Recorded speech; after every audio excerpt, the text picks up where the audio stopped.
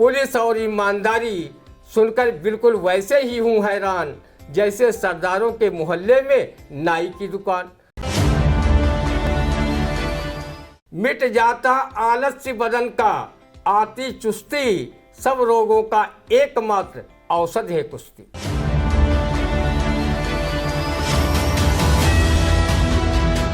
नमस्कार, मैं हूं पंकज सिंह गौर और आपने आई इंडिया के खास कार्यक्रम रंदा को देखना शुरू कर दिया है। तो हमारे साथ हमेशा की भांति इस बार भी मौजूद हैं वरिष्ठ पत्रकार, कवि एवं रंगकर्मी ज्ञान प्रकाश सिंह प्रतीक जी। आपका स्वागत है। आज हम फिर एक बार उन खबरों पर हमारे सहयोगी रंदा चलाएंगे और आपको उन खबरों के माध्यम से कुछ गुदगुदाने का काम करेंगे।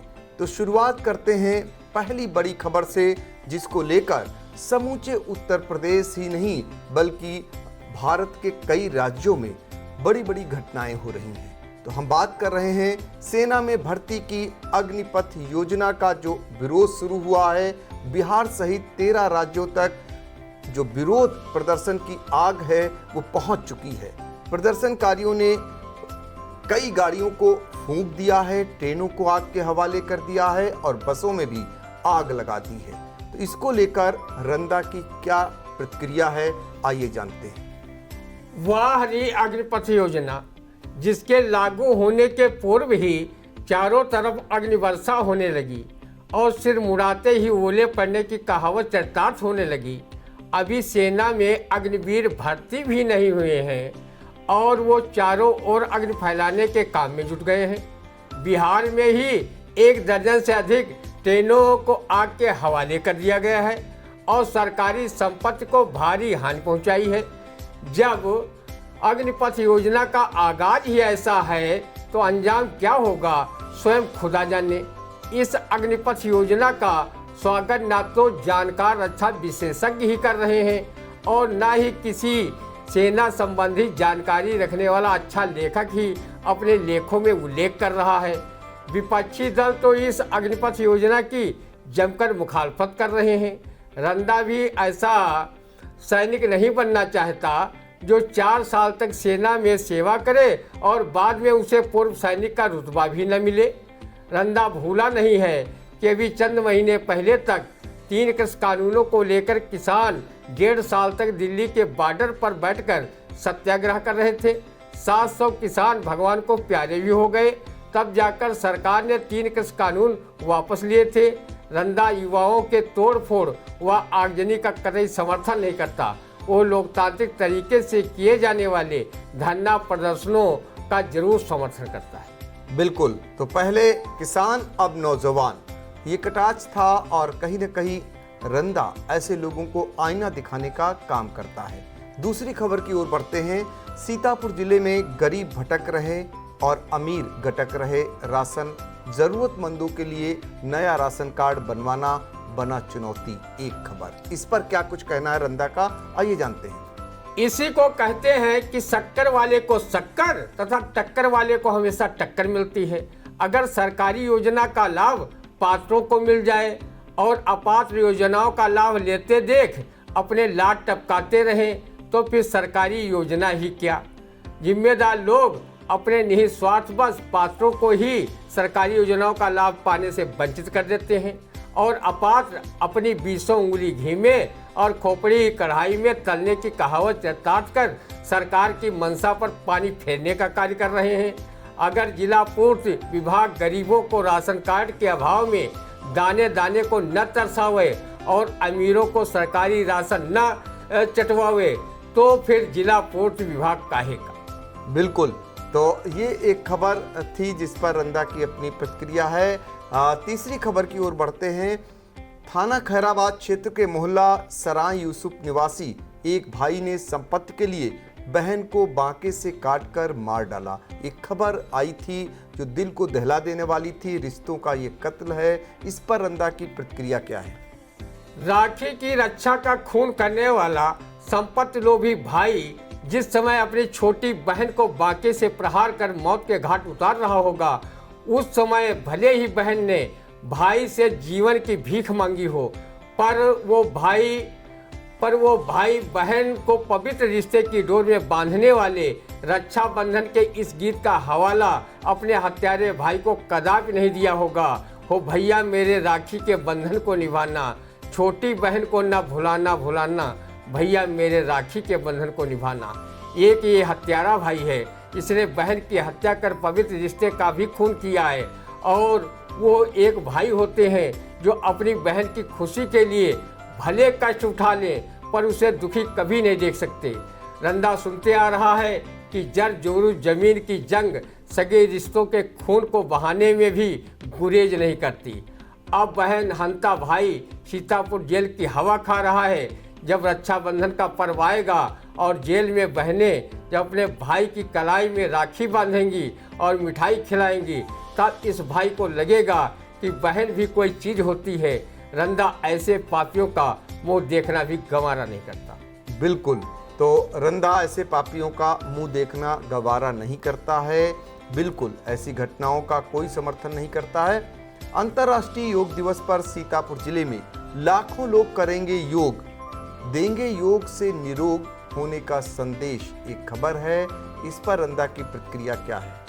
अंतर्राष्ट्रीय योग दिवस को सफल बनाने के लिए रंदा योग गुरु स्वामी रामदेव की देखा देखी अपने पेट को फूला पचका रहा है और अनुलोम विलोम भी कर रहा है।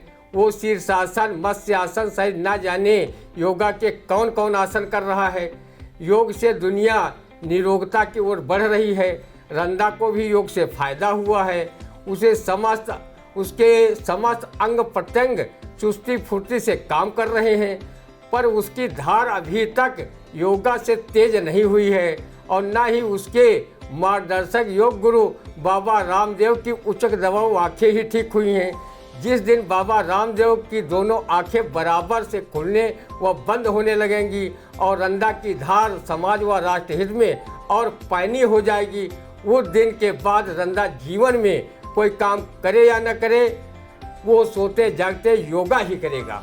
रंदा जिस दिन से पतंजल वाले ऋषि बाबा रामदेव द्वारा बताए गए योगाभ्यास करेगा तथा रात्र में कोका ऋषि द्वारा को साथ में बताए गए 84 आसनों वाला योगाभ्यास भी नियमित करेगा, ताकि योग और भोग का योगाभ्यास बना रहे। बिल्कुल, तो इस तरीके से योग पर ये रंदा की अपनी टिप्पणी है और निश्चित तौर पर योग को लेकर के फिर एक बार तैयारी चल रही थी और ऐसे समय में जरूर ये टिप्पणी आनी चाहिए थी। अब पांचवी खबर की ओर बढ़ते हैं। अयोध्या जिले के कोतवाली क्षेत्र बीकापुर पुलिस ने एक हत्याकांड में 27 साल पहले मर चुके व्यक्ति को भी बनाया हत्यारोपी। ये खबर आई और ये निश्चित तौर पर उन लोगों के लिए जो कानून एक कहता है कि किसी भी निर्दोष को जेल नहीं होनी चाहिए, भले ही कसूरवार छूट जाए, और ऐसे में एक मृतक एक भूत को मुलजिम बना दिया गया है। इस पर क्या कुछ कहना है? रंदा पुरानी फिल्मों में ये डायलॉग सुना करता था कि पुलिस और कानून के हाथ इतने लंबे होते हैं कि वो आरोपी की गर्दन तक पहुंच जाते हैं। बीकापुर थाने की पुलिस कितनी सक्रिय और कर्तव्यपरायण है कि उसने 27 साल पहले मर चुके व्यक्ति को पिछले सप्ताह हुए एक युवक की हत्या में हत्यारोपी बना दिया।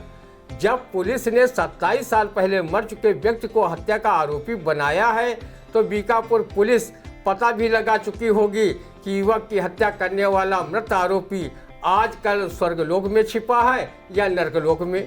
वो चाहे जहां छिपा हो, ये उत्तर प्रदेश पुलिस है, उसे खींचकर जरूर लाएगी और अदालत में पेश करेगी। जब से ये मृत हत्या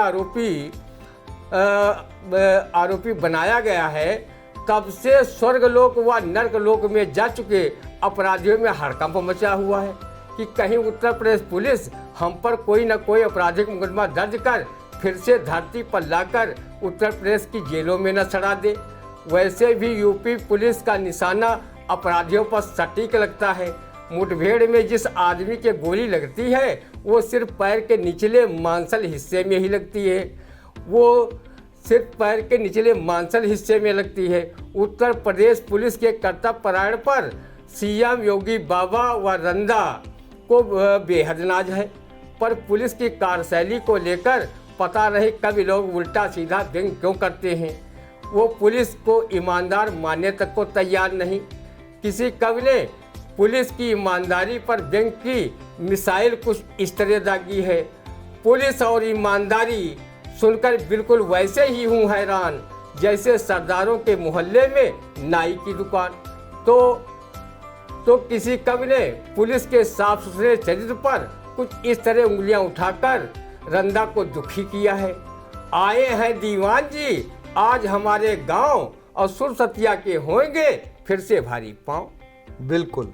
तो अब बढ़ते हैं छठी खबर की ओर, जो कि हरगांव के ग्राम पंचायत महादेव अटरा में 7 दिवसीय राष्ट्रीय विराट एकता कुश्ती दंगल का कारागार राज्य मंत्री सुरेश राही ने किया उद्घाटन। पहलवानों ने दंगल में दिखाए दांव पेंच। कारागार राज्य मंत्री सुरेश राही भले ही कुश्ती के दंगल के पहलवानों की तरह पहलवान न हो, पर सियासी दंगल के वो मजबूत पहलवान बनते जा रहे हैं। 2 बार से वो अपने सियासी विरोधियों को चुनावी दंगल में जबरदस्त पटकनी दे चुके हैं। उनके आगे विरोधी सियासी सूरमाओं का चूरमा 2017 तथा 2022 के विधानसभा चुनाव में बन चुका है। सियासी दंगल के पहलवान व कारागार राज्य मंत्री सुरेश राही ने दंगल में पहलवानों के हाथ मिलवाकर कुश्ती का उद्घाटन किया। पराए बाप की कसम, पहलवानों और उनके जैसे सियासी पहलवान में स्वयं जोश खरोश का 440 वोल्ट का करंट दौड़ गया होगा। रंदा अपने शरीर में 2.5 पसली रखता है, कोई पहलवान उसे तोड़कर चूरन न बना दे, इसलिए वो दंगल में कुश्ती लड़ने की हिम्मत नहीं जुटा पाता है। हाँ, वो कुश्ती देखने का शौकीन है तथा कुश्ती के प्रति नवयुवकों में जोश भरने के लिए ये काव्य पंक्तियाँ प्रेरणा स्वरूप अवश्य सुनाया करता है। मिट जाता आलस्य बदन का, आती चुस्ती, सब रोगों का एकमात्र औषध है कुश्ती। बिल्कुल। तो सभी का जो एकमात्र इलाज है, औषध है, वो है कुश्ती। निश्चित तौर पर शरीर के लिए एक बहुत ही लाभदायक चीज़ है। आप चुस्त दुरुस्त रहेंगे अगर कुश्ती खेलते रहेंगे। अब 7वीं खबर की ओर बढ़ते हैं। खबर इस प्रकार है, सीतापुर जिले में रोज फूक रहे 20 से 25 विद्युत ट्रांसफार्मर। इस पर क्या कुछ रंदा का कहना है, आइए जानते हैं। तब तो ट्रांसफार्मर फूकने वाले क्षेत्र के विद्युत उपभोक्ताओं को राष्ट्र हित में बिजली बचाने का अच्छा अवसर प्राप्त हो रहा होगा। रंदा जैसे तमाम विद्युत उपभोक्ताओं का मानना है कि हर रोज जिले में 20-25 ट्रांसफार्मर फूकते हैं। तो समझ लो ये ट्रांसफार्मर उच्च गुणवत्ता व अच्छी कंपनी के नहीं हैं। इनकी खरीद में काफ़ी कमीशनबाजी की गई होगी। अगर कथित कमीशनबाजी न होती तो ये लकड़ी की तरह भरभरा कर क्यों जलते। आज के 10-5 साल पहले का रिकॉर्ड उठाकर देख लिया जाए कि पहले किस अनुपात में ट्रांसफार्मर फूकते थे और आज किस अनुपात में फूक रहे हैं, आपको कमीशन खोरी का सहज ही अंदाज़ा लग जाएगा। बिल्कुल। तो सहज अंदाज़ा लग जाएगा कमीशन खोरी किस प्रकार हो रही है। यही कारण है कि ट्रांसफार्मर लगातार फूकते जा रहे हैं, उनकी संख्या भी बढ़ती जा रही है। 8वीं खबर की ओर बढ़ेंगे। सीतापुर के रिटायर्ड सैनिकों ने अग्निपथ को सराहा, कहा 4 साल के बाद खरा सोना बन जाएंगे युवा। ये ज्वलंत मुद्दा है और इस पर रंदा की टिप्पणी क्या कुछ है। 4 साल में खरा सोना अगर युवाओं के बनने की उम्मीद हो तो रंदा को भी अग्निपथ योजना का लाभ दिलाकर अग्निवीर बनवा देना। वो आपके बाल बच्चों को तहे दिल से दुआ देगा। रंदा सैनिकों का हमेशा सम्मान करता है और वो पत्रकारिता में एक सैनिक की भांति ही अपना अव्यवस्थाओं के खिलाफ कलम युद्ध जारी रखे हुए है। अगर अग्निवीर न बनवा पाना तो रंदा को अग्निशमन वीर जरूर बनवा देना, ताकि जो अग्निपथ योजना का विरोध कर जगह जगह ट्रेनें बस फूंक रहे हैं, उन ट्रेनों बसों की आग को रंदा बुझा सके। अगर पूर्व सैनिक भाई कहते हैं कि 4 साल की नौकरी के बाद युवा खरा सोना बन जाएंगे, रंदा भी यही बनने की दुआ करता है। लेकिन विपक्ष के पूर्व केंद्रीय मंत्री शरद यादव कहते हैं अग्निपथ योजना एक सुधारात्मक नहीं बल्कि विनाशक कदम है। सिर्फ गार्ड के तौर पर ही नौकरियां मिल पाएंगी। जबकि पंजाब के मुख्यमंत्री भगवंत मान ने सेना में भर्ती की नई योजना अग्निपथ को सेना का अपमान बताया है। रंधा युवाओं से अपील करता है कि वो अपनी बात लोकतांत्रिक तरीके से सरकार के सामने रखें, तोड़फोड़ न करें, ट्रेनें बसें न जलाएं, क्योंकि ये जनता की सुविधा के लिए हैं, जिनके संचालन में जनता के ही राजस्व का पैसा खर्च होता है। बिल्कुल सही बात है और युवाओं को सीख देने की ज़रूरत है। युवा कोई गलत कदम ना उठाएं, क्योंकि आज वो जो कदम उठा रहे हैं निश्चित तौर पर जब उनकी अपनी नौकरी की बात आएगी तो करेक्टर रोल लिखा जाएगा। ऐसे में अगर उनके हाथ अभी से अपराध में सन जाएंगे तो उनका करेक्टर रोल बिगड़ जाएगा, जिससे उनका भविष्य भी चौपट हो जाएगा। अब हम बढ़ेंगे 8वीं खबर की ओर। कांग्रेस नेता राहुल गांधी ने ट्वीट कर कहा कि देश के बेरोजगार युवाओं की आवाज़ सुनिए, इन्हें अग्निपथ पर चलाकर इनके संयम की परीक्षा मत लीजिए प्रधानमंत्री जी। ये एक खबर है, इस पर रंदा का क्या कुछ कहना है? ये बात राहुल जी आपने अग्निपथ योजना में अग्नि परीक्षा की बात बेरोजगार युवाओं के लिए कही है या फिर स्वयं को युवा मानकर सत्ता से बेरोजगार राहुल जी आपने ये बात अपने लिए कही है?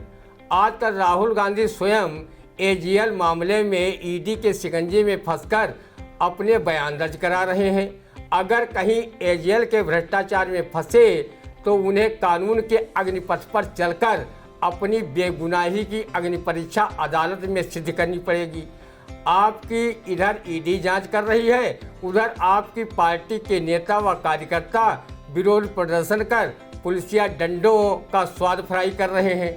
अग्निपथ योजना का विरोध करने वाले युवाओं में कुछ आप जैसे तथा कथित युवा भी हैं, जो 50 की आयु पार करने के बाद अपने को युवा बताने में गर्व महसूस करते हैं।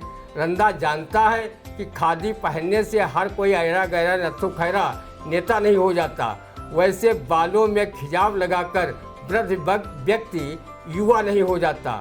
रंदा उसे भूतपूर्व युवा जरूर कह सकता है। बिल्कुल, तो इस तरीके से राहुल गांधी पर ये टिप्पणी है। अब हम 10वीं खबर की ओर बढ़ेंगे। सत्व संपत्ति की देखरेख करने वालों ने कौड़ियों के भाव लीज पर दे दी अरबों की जमीन। सीतापुर, लखनऊ सहित कई जिलों में हुआ लीज में खेल। एक खबर इन दिनों चर्चित है और इसकी सीबीआई जांच कर रही है। इस पर रंदा की क्या कुछ टिप्पणी है? सत्व संपत्ति को लीज पर सत्व समझकर अपने मित्रों रिश्तेदारों को कौड़ियों के भाव लीज पर दे दिया और इस भ्रष्टाचार की बहती गंगा में जिम्मेदारों ने भी डुबकी मार ली।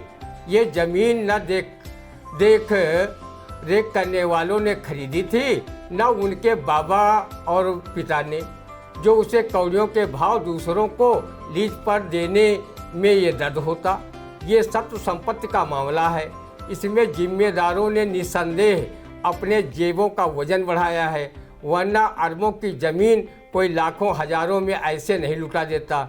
सरकार को चाहिए कि ऐसे जिम्मेदारों की गहनता से जांच कराएं और लीज पर ज़मीन देने वाले व लेने वाले लोगों का आपस में क्या संबंध है का खुलासा हो।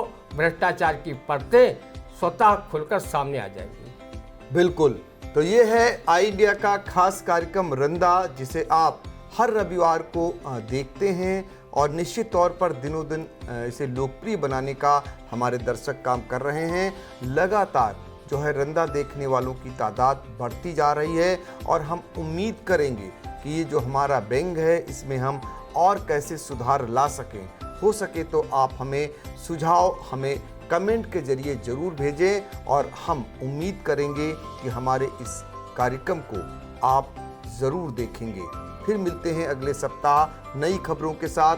तब तक हम सभी को दीजिए इजाज़त। नमस्कार।